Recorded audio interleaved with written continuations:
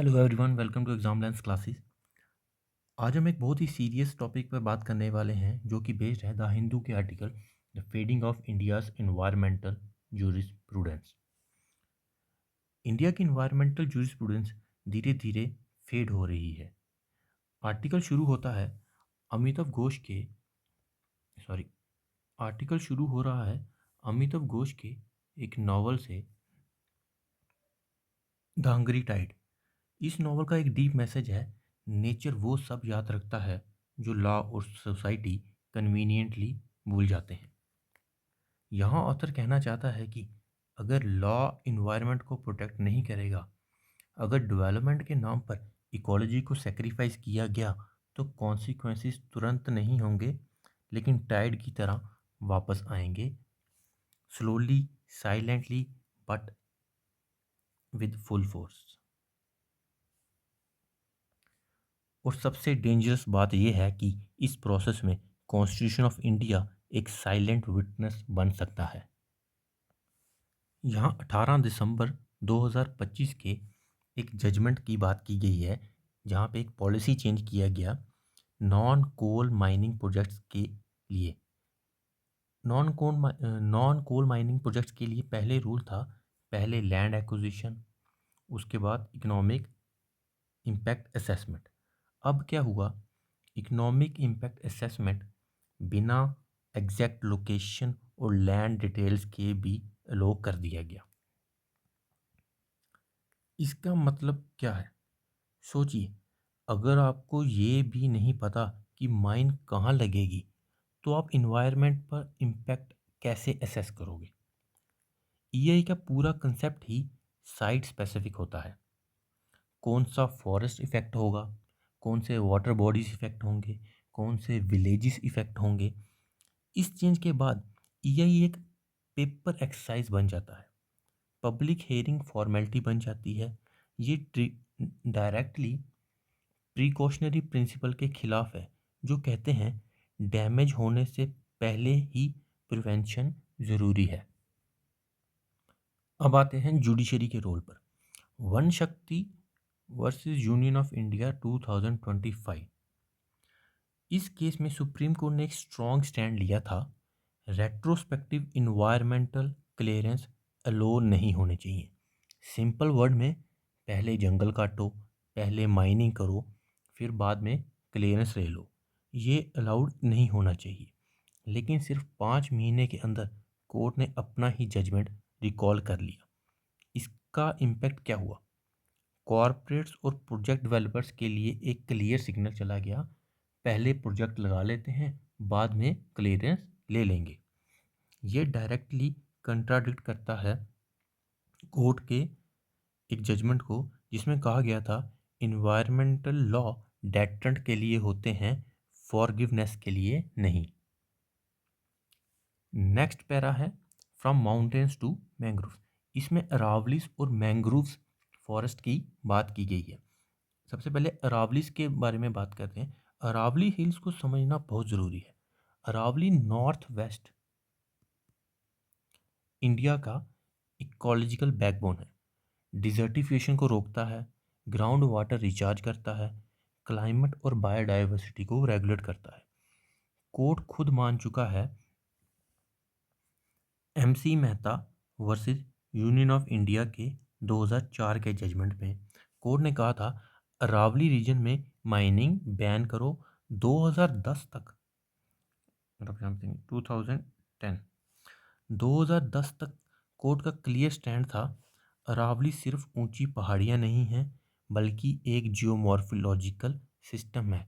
इसीलिए कोर्ट ने 100 metres height की डेफिनेशन को रिजेक्ट किया था। 100 मीटर नॉर्म वॉज डिस्कार्डेड, क्योंकि लो हाइट रिजिस भी वाटर और सॉइल इरोजन के लिए क्रिटिकल होते हैं। 2025 में कोर्ट का ऑर्डर आता है। कोर्ट ने क्या किया, सिर्फ 100 मीटर से ऊपर के लैंडफॉर्म्स को ही अरावली हिल्स माना जाएगा। इसका इफ़ेक्ट क्या हुआ? ह्यूज एरिया प्रोटेक्शन से बाहर हो गया, माइनिंग और रियल एस्टेट के लिए ओपन कर दिया गया। प्रॉब्लम क्या है? इकोलॉजी हाइट नहीं देखती है। लो हिल्स ग्राउंड वाटर रिचार्ज करते हैं, सॉइल इरोजन रोकते हैं, इकोसिस्टम कंटिन्यूटी मेंटेन करते हैं। कोर्ट का ये स्टैंड साइंटिफिक नहीं है। इस डिसीजन के कॉन्स्टिट्यूशनल इम्प्लीकेशन बहुत सीरियस हैं। Article 21 right to life means right to clean environment, ये उसको इफेक्ट कर रहा है। Article 48A which requires state to ensure the conservation and the enhancement of the environment, जो इंश्योर करता है स्टेट की ड्यूटी को टू प्रोटेक्ट एनवायरनमेंट। यहाँ आर्टिकल 14 की नॉन आर्बिट्रेरी क्लासिफिकेशन की बात हो रही है। हाइट के बेसिस पे प्रोटेक्शन देना इकोलॉजिकल गोल्स से कोई रैशनल लॉजिक नहीं बता रहा है। मुंबई और महाराष्ट्र के मैंग्रोव्स का केस देखिए। मैंग्रोव्स क्या है? नेचुरल फ्लड बैरियर्स होते हैं।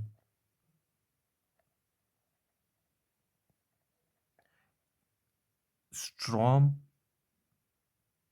और टाइडल वेव्स के से प्रोटेक्शन करते हैं। फिर भी 34,000 मैंग्रोव्स को डिस्ट्रॉय किया गया। अदानी सीमेंटेशन को 158 मैंग्रोव फॉरेस्ट डिस्ट्रॉय करने दिए गए। आर्गुमेंट दिया जाता है कंपनसेटरी एफॉरेस्टेशन की जाएगी। रियलिटी क्या है? मैंग्रोव इकोसिस्टम डेवलप होने में 20 से 30 साल लगते हैं। आप कहीं और पौधे लगाकर ecology, local hydrology, coastal protection और बायोडाइवर्सिटी रिप्लेस नहीं कर सकते।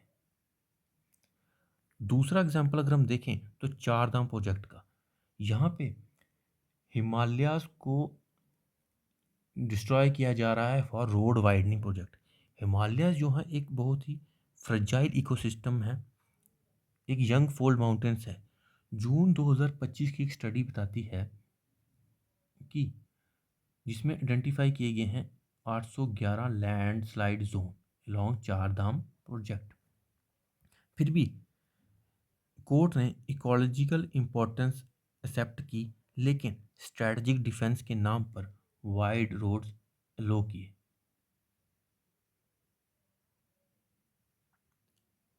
आज उत्तराखंड में flash floods, ecological disturbance, landslides हो रहे हैं। सवाल ये है, क्या short term strategic needs long term ecosystem loss justify करती हैं? आर्टिकल एक बिटर ट्रूथ बताता है। बड़े कॉरपोरेट्स को क्लियरेंस इजीली मिल जाता है। पब्लिक हेयरिंग शॉर्ट और सिंबॉलिक होती है। ऑब्जेक्शन को एब्स्ट्रक्शन मान लिया जाता है। ये डायरेक्टली आर्टिकल 14 का इशू है। जब इकोनॉमिकली पावरफुल प्लेयर्स को एडवांटेज मिलता है तो इन्वायरमेंटल गवर्नेंस अनइक्वल हो जाती है। पब्लिक ट्रस्ट धीरे धीरे कम होता है। ट्रेडिशनली कोर्ट्स इन्वायरमेंट के कस्टोडियन रहे हैं। आर्टिकल का कंक्लूजन यही है कि सुप्रीम कोर्ट का ग्रीन बेंच रेगुलरली सिट करें, हाई कोर्ट्स में इन्वायरमेंटल बेंचेस लगाएं। ईज ऑफ डूइंग का मतलब, ईज ऑफ डूइंग बिजनेस का मतलब, ease of sorry ease of doing business का मतलब इन्वायरमेंटल डिस्ट्रॉय करना नहीं होना चाहिए। अगर जुडिशरी भी डिल्यूट हो गई तो कॉन्स्टिट्यूशन सिर्फ एक साइलेंट स्पेक्टेटर बन जाएगा और नेचर वो कभी माफ़ नहीं करेगा। So guys, this was the today's discussion. I hope you like it. Thank you. Jai Hind, and please do not forget to subscribe the channel. Thank you.